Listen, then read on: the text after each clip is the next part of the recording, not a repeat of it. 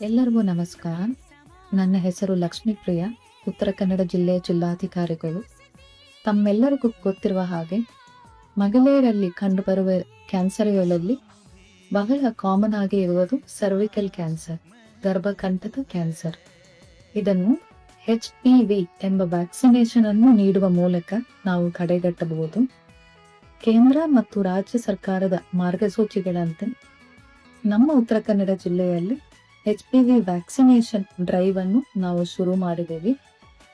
14 ವರ್ಷದಿಂದ 15 ವರ್ಷ ಒಳಗಡೆ ಇರುವ ಹೆಣ್ಣು ಮಕ್ಕಳಿಗೆ ಸರ್ಕಾರಿ ಆರೋಗ್ಯ ಸಂಸ್ಥೆಗಳಲ್ಲಿ ಉಚಿತವಾಗಿ ಈ HPV ವ್ಯಾಕ್ಸಿನ್ ಅನ್ನು ನೀಡಲಾಗ್ತಾ ಇದೆ.